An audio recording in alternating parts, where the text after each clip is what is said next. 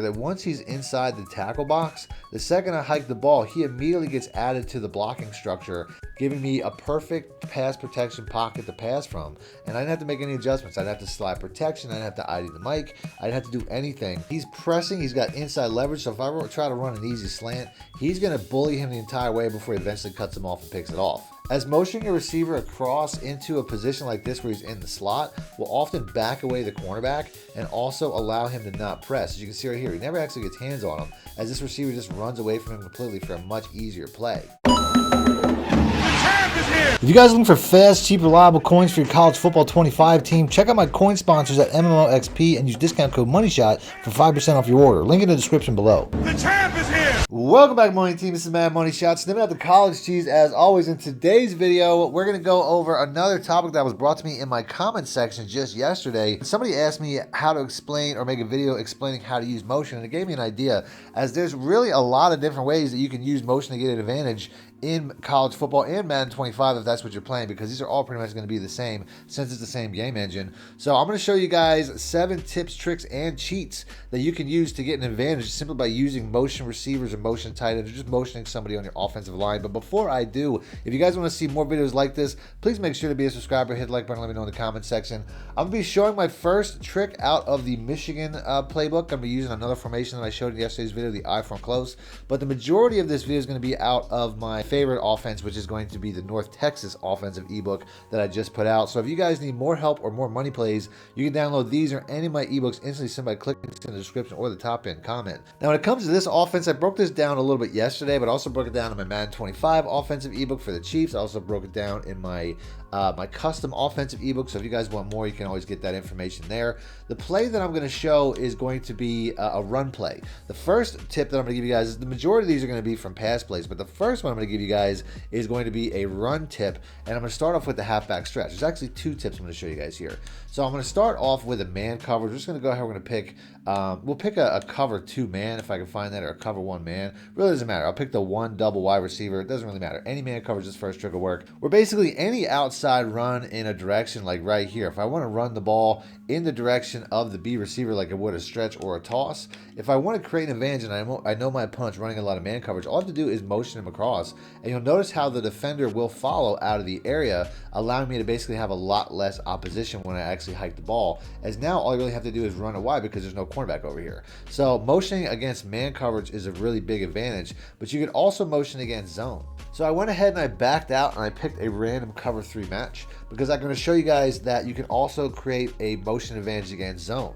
So here, if I want to motion this receiver across, all I have to do is flip the play with the right stick so that I'm going into the left direction. And now when I motion across this receiver, you're going to notice that no cornerback follows. It does change the formation a little bit. As you can see, we do have a cornerback from the slot following, as it does flip the formation. But now I have a blocking advantage because I have 2 receivers on this side and I have 2 cornerbacks. But you can see how the entire formation flipped to the strong side with the tight end. And now I basically have outside leverage on this defensive end, giving me another very easy run lane to the outside. It's not as effective as it is against man coverage, but it's still something that can give you a very big advantage. Another advantage you can get when it comes to motions is motioning things like the fullback or the tight end. If I want to get to that slot corner a little bit easier, a little bit faster, if I motion out this fullback here, this is just going to get him around the edge a little bit quicker, and he has a better chance to get to that next level, even though he didn't block anybody on that particular play. You can also do that with the tight end. Say I want to go to the weak side, I want to motion this guy across. If I do that, it has the same effect. As you can see, the formation flips, and now I have the edge once again, hoping that that tight end can actually get out and block somebody, as he does, and we get another very big play. So motion is very important when it comes to running the ball especially, but it's also most important when it comes to passes. All my next few tips are going to be from passing plays. Next up, I'm going to switch over to my North Texas offense because, like I said, the majority of the video is going to come from this playbook, and I'm going to use the tight open offense, which is something that I went over in yesterday's video, as it's one of my favorite to use. We're just going to pick a random bench play. It really doesn't matter, but let's go and pick that. On defense, we're just going to pick a random nickel play out of the nickel over. One of the most beneficial things when it comes to motion is reading a defense, as if I want to motion one of these receivers across, if somebody follows, once again, I know that it's a man coverage. If they don't follow, I know that it's a zone. So on this play, since they simply shift, all I really have to do is set my bunch up on this side with a zone concept now. So I can basically put like the X receiver on a flat, put the B receiver on a streak, put the, I can do any number of zone concepts. But if I made the motion and somebody followed across, I can make my adjustments to suit the fact that it's a man coverage. You can see right there. I knew that it was a zone coverage. Everybody pulls back, so I can make an adjustment for that. Now, if somebody actually follows this time, like this guy follows all the way across, luckily, so I don't have to, do too much. Now I know it's a man coverage, so I can make an adjustment, which would be a slightly similar setup where I would just put this receiver here in a zig instead, and now I have the exact same concept, but it's more suited to beat this actual defense. So now that I know we have a man, we hit him with a zig instead of a flat, and we got a very easy catch and run. As you can see, we got a much bigger gain that time. But you could also see how I can make a motion and turn this formation into a bunch receiver set, which is also very helpful, as wide receiver bunch sets like this where you have 3 receivers. This is essentially a gun bunch TE now, where I can basically run my offense as a bunch formation rather than a tight formation, which is also very good as well. Another tip that a lot of people don't necessarily know is that when you make hot routes, your hot route options change based off of where your receivers are on the field.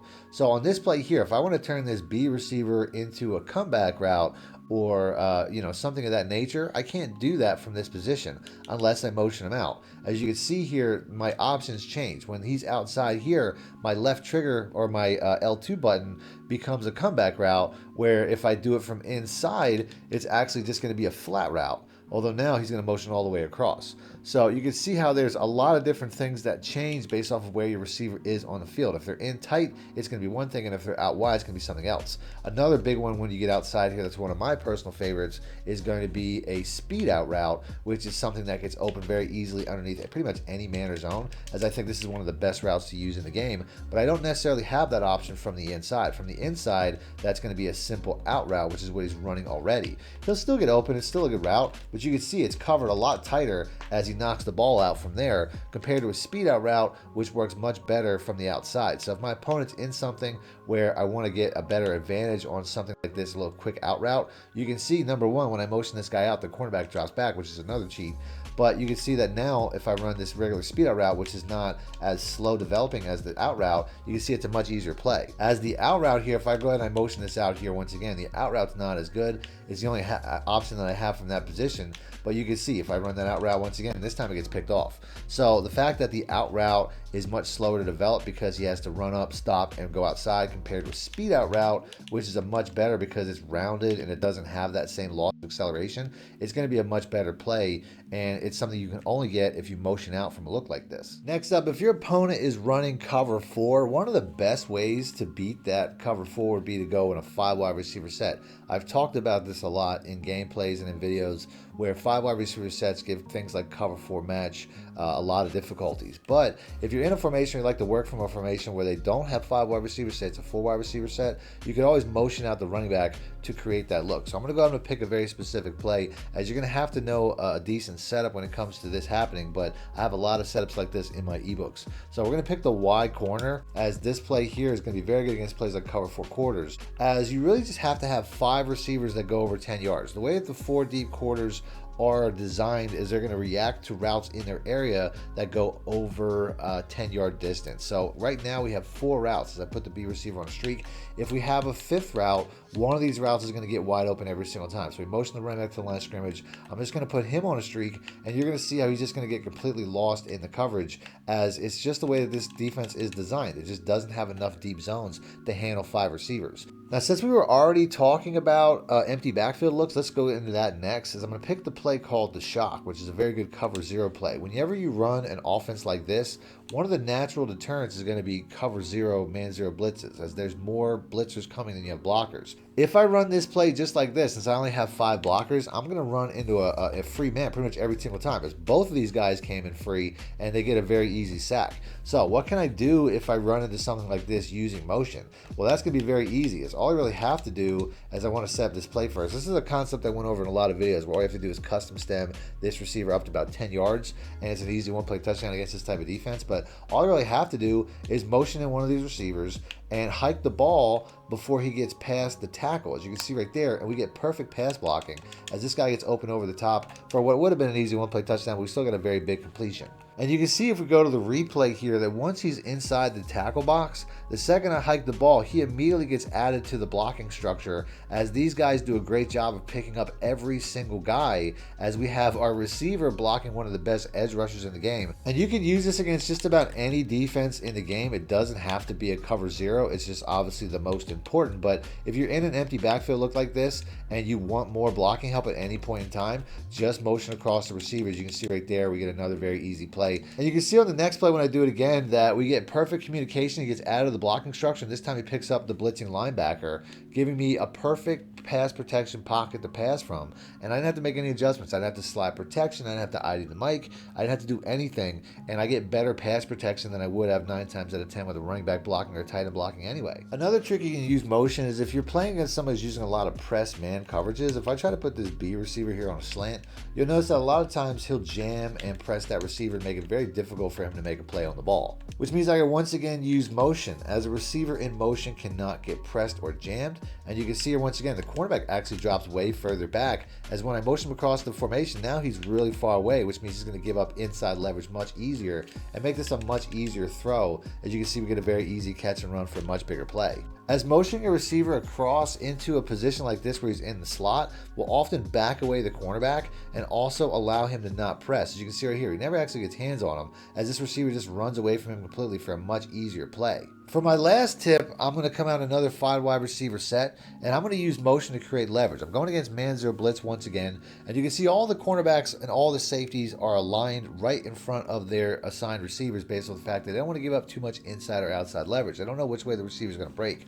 And I can change that with a multitude of motions. If I motion this guy in here, you can see how I immediately have inside leverage based on the fact that the cornerback can't follow against these tight looks. So if I flip this route and run an in route, you're going to see how he's going to go up the field, and we're going to have inside leverage the entire way, as we get a very easy completion as he shields the defender with his body. That's a very easy play based off of that leverage. Now I could also motion this guy in, and you can see how, for whatever reason, I'm on the hash marks and he's a little bit inside. So if I want to go ahead and custom stems down a little bit, I now have outside leverage as well, as I can get this ball out, or we get a bad throw even though it was in the green. And you can see how we have outside leverage on a play like that. Same thing if I motion this guy across. You're going to see how we have leverage once again, as once they stop, he's starting inside the hash mark and I'm on the hash mark a little bit, almost to the outside of the hash mark. So once again, I have outside leverage. I know where I can go with the ball, and you're going to see how this B receiver here is going to be another easy play, although for whatever reason, I can't seem to get a good throw. But you can see how we can create leverage with motion as well.